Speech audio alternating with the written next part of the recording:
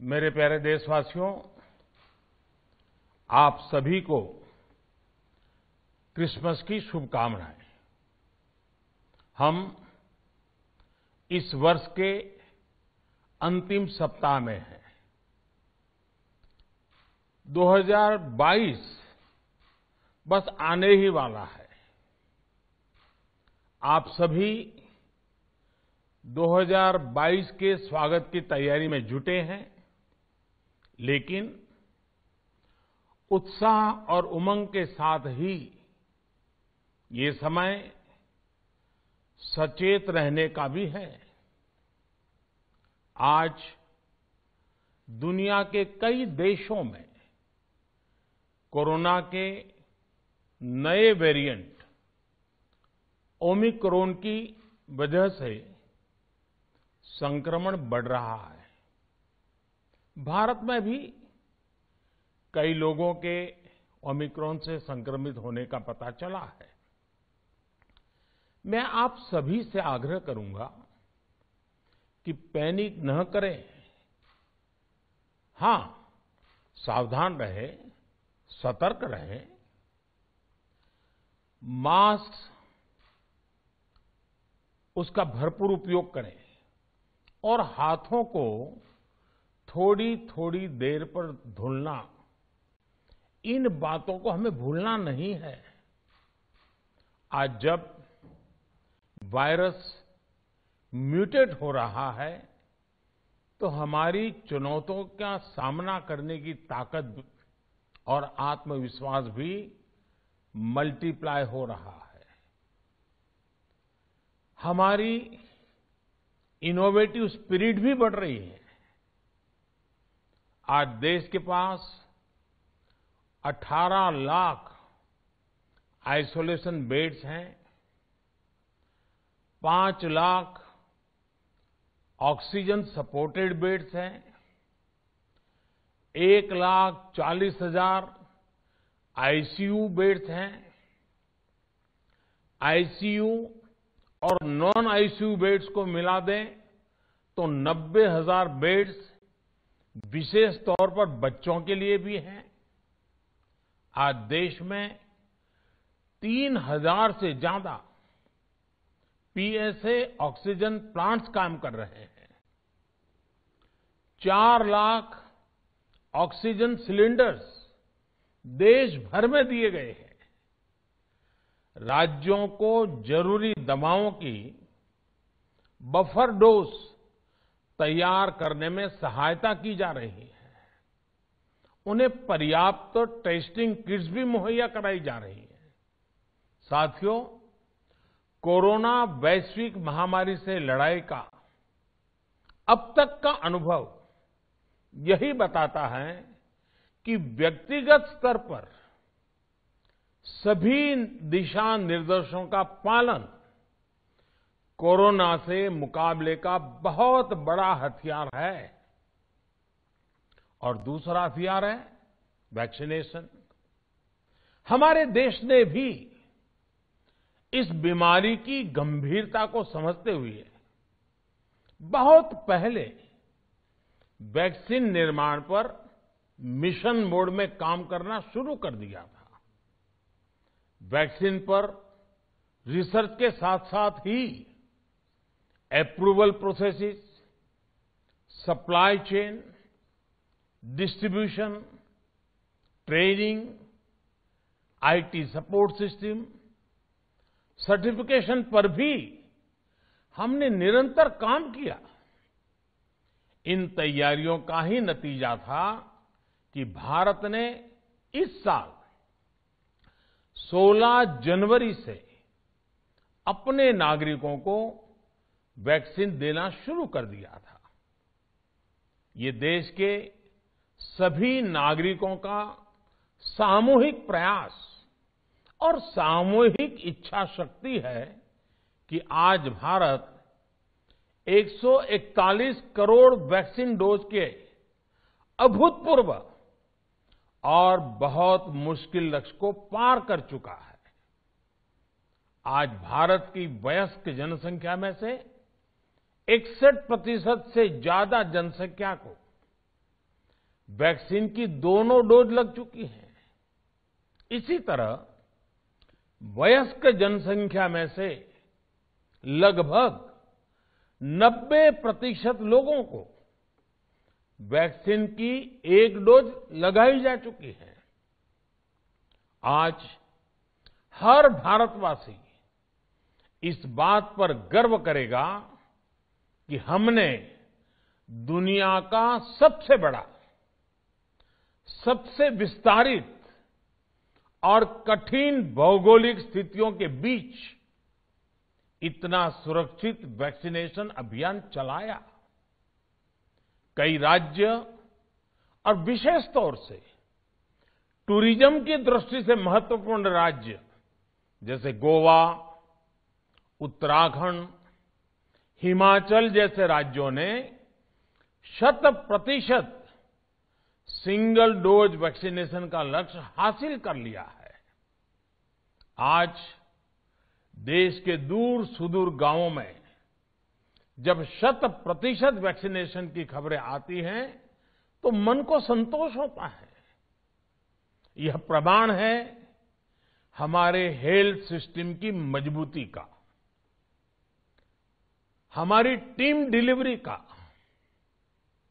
हमारे health care workers के dedication और कमिटमेंट का, और देश के सामान्य मानवी के अनुशासन और विज्ञान में उनके विश्वास का।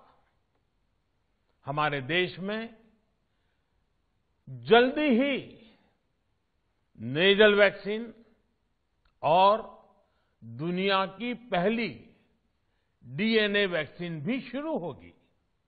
साथियों, कोरोना के खिलाफ भारत की लड़ाई शुरू से ही वैज्ञानिक सिद्धांतों, वैज्ञानिक परामर्श और वैज्ञानिक पद्धति पर आधारित रही है। पिछले 11 महीने से देश में वैक्सीनेशन अभियान चल रहा है। देशवासी इसके लाभ भी महसूस कर रहे हैं। उनकी रोजमर्रा की जिंदगी सामान्य हो रही है। आर्थिक गतिविधियां भी दुनिया के कई देशों की तुलना में उत्साहजनक रही हैं। लेकिन साथियों, हम सभी जानते हैं कि कोरोना अभी गया नहीं है। ऐसे में सतर्कता बहुत जरूरी है। देश को सुरक्षित रखने के लिए, देशवासियों को सुरक्षित रखने के लिए हमने निरंतर काम किया है।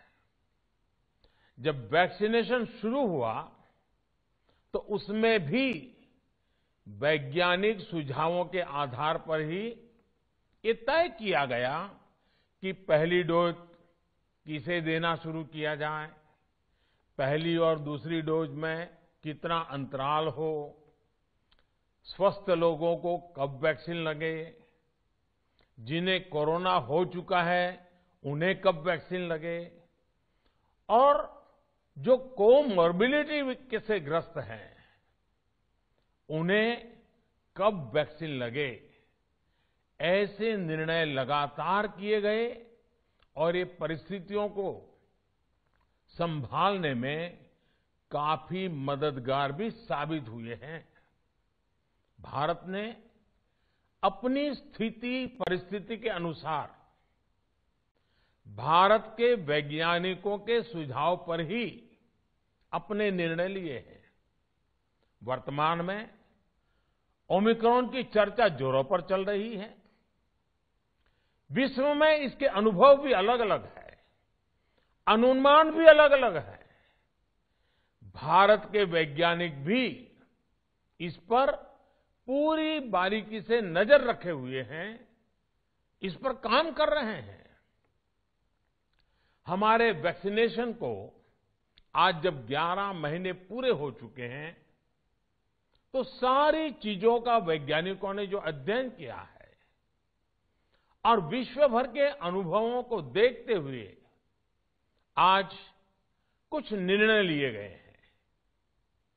आज अटल जी का जन्मदिन भी है, क्रिसमस का त्योहार भी है, तो मुझे लगा कि इस निर्णय को आप सबके साथ साझा करना चाहिए। साथियों, 15 साल से 18 साल की आयु के बीच के जो बच्चे हैं, अब उनके लिए देश में वैक्सीनेशन प्रारंभ होगा। 2022 में 3 जनवरी को सोमवार के दिन से इसकी शुरुआत की जाएगी। ये फैसला कोरोना के खिलाफ देश की लड़ाई को तो मजबूत करेगा ही, स्कूल कॉलेजों में जा रहे हमारे बच्चों की और उनके माता पिता की चिंता भी कम करेगा। साथियों, हम सबका अनुभव है कि जो कोरोना वॉरियर्स हैं, हेल्थ केयर और फ्रंटलाइन वर्कर्स हैं, इस लड़ाई में देश को सुरक्षित रखने में उनका बहुत बड़ा योगदान है। वो आज भी कोरोना के मरीजों की सेवा में अपना बहुत समय बिताते हैं। इसलिए प्रिकॉशन की दृष्टि से सरकार ने निर्णय लिया है कि हेल्थ केयर और फ्रंटलाइन वर्कर्स को वैक्सीन की प्रिकॉशन डोज भी प्रारंभ की जाए।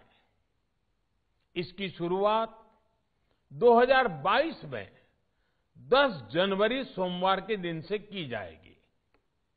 साथियों, कोरोना वैक्सीन का अब तक का ये भी अनुभव है कि जो अधिक आयु वाले हैं और पहले से ही किसी न किसी गंभीर बीमारी से पीड़ित है, उन्हें प्रिकॉशन लेना सलाह योग्य है। इसको ध्यान में रखते हुए 60 वर्ष से ऊपर की आयु के कोमॉर्बिडिटी वाले नागरिकों को उनके डॉक्टर की सलाह पर वैक्सीन की प्रिकॉशन डोज का विकल्प उनके लिए उपलब्ध होगा। ये भी 10 जनवरी से प्रारंभ होगा। साथियों, मेरा एक आग्रह है कि अफवाह, भ्रम और डर पैदा करने के जो प्रयास चल रहे हैं, उनसे बचना चाहिए। हम सभी देशवासियों ने मिलकर अब तक दुनिया का सबसे बड़ा वैक्सीनेशन अभियान चलाया है।